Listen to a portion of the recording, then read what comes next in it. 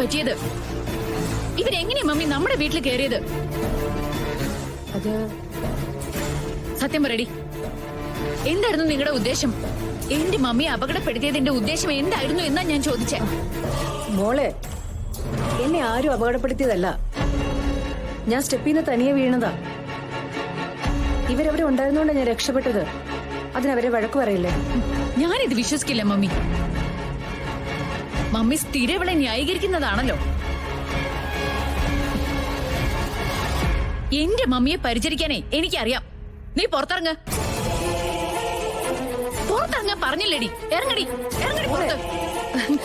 റോഡി ഇവിടെ. അയ്യോ വിട് ഗാഥ. ഗാഥ പുറത്തിറങ്ങാൻ. അവളുടെ ഒരു പരിചരണം. മോളെ വിട്. ഇങ്ങോട്ട് പറയുന്നൊന്ന് കേക്ക്. ഇറങ്ങാനല്ലേ നിന്നോട് പറഞ്ഞേ? ഇറങ്ങ് ഗാഥ, ഇറങ്ങ്. നിന്റെ അടുത്തല്ലേ ഇറങ്ങാൻ പറഞ്ഞേ? ഇറങ്ങടി. എന്താ ഇത്? എന്താ ഇവിടെ ഇങ്ങനെ ബഹളം വെക്കുന്നേ? ഒരു പേഷ്യന്റ് കിടക്കുന്നിടത്ത് വന്ന് ഇങ്ങനെ ബഹളം വെക്കാൻ പാടില്ല എന്ന് നിങ്ങൾക്ക് അറിയില്ലേ? ഇവളോട് പുറത്തേക്ക് പോവാൻ പറ സിസ്റ്ററെ. എന്തു പറ്റി?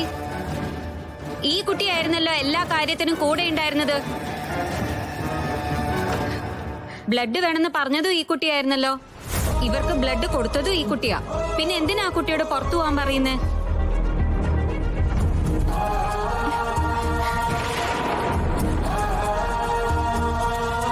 എന്നിട്ട് നീ എന്നോട് പറഞ്ഞില്ലല്ലോ. അസുഖം വന്നൊരാൾ കിടക്കുമ്പോ അത് എല്ലാരും ചെയ്യുന്നൊരു കാര്യമല്ലേ? ഞങ്ങൾ ഇറങ്ങാം മാഡം, ഞങ്ങൾ പോവാ. ഞങ്ങൾ ഇവിടെ നിന്നിട്ട് ഗാഥയ്ക്ക് ബുദ്ധിമുട്ടാവണ്ട. ഓ, അല്ലെങ്കിൽ നിന്റെ സർവീസേ ഇവിടെ നിന്ന് ആർക്കും ആവശ്യമില്ല. ഗാഥ, മമ്മിക്ക് ഇതൊക്കെ വിഷമമുണ്ടാവും, പക്ഷെ എനിക്ക് യാതൊരു വിഷമവുമില്ല.